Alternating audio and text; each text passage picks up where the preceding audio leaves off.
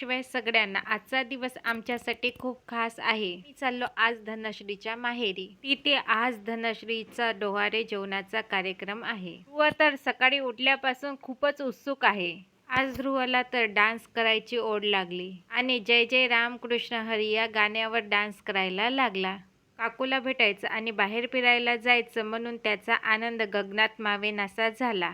आम्ही छान तयारी केली, सोबतच गोड अशी सेल्फी सुद्धा काढली. आमच्या मावशी आणि काकूची तर मजाच वेगळी. गप्पा गोष्टी करण्यात गुंग आणि मस्करी करण्यात सुद्धा गुंग. लाल साडी घातलेल्या काकू आणि निळी साडी घातलेल्या मावशी आहेत. माझी मस्करी करत मला म्हणाल्या, सर्वापेक्षा भारी कोण दिसते? मी म्हटलं, काकू खरंच तुम्ही काय कमी दिसता का? तुम्ही तर एकच नंबर.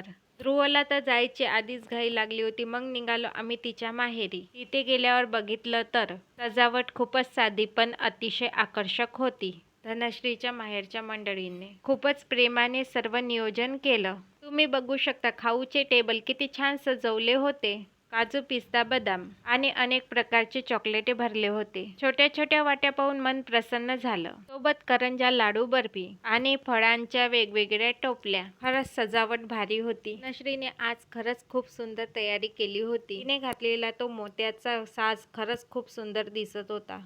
तिने सांगितलं की तो साज तिने ऑनलाईन मागवलेला आहे. त्यांनी सोबत आई बाबा होणार असे सेल्फी सुद्धा काढले. सर्वांनी मिळून खूप सारे फोटो आणि खूप सारी मजा केली. पण म्हणतात ना, आयुष्यात काही गोष्टी अनपेक्षित घडतात. सगळं काही मजेशीर चालत असताना पुढे सांगते घडलं काय. जेवणाची व्यवस्था पण खूप छान केली आणि सोबतच डेकोरेशन तर खूपच छान होतं. आणि माझ्या ध्रुवने सुद्धा खूप सारे फोटो काढले. अचानक निसर्गाने वेगळीच करामत केली. हवा सुटली, लाईट गेली आणि पाऊस सुद्धा आला. जेवणाची वेळ झाली. बफे पार्टी होती. अंधार असल्यामुळे जास्त शूट करणे शक्य झाले नाही. असा आठवणीत राहणारा दिवस. पुन्हा भेटू.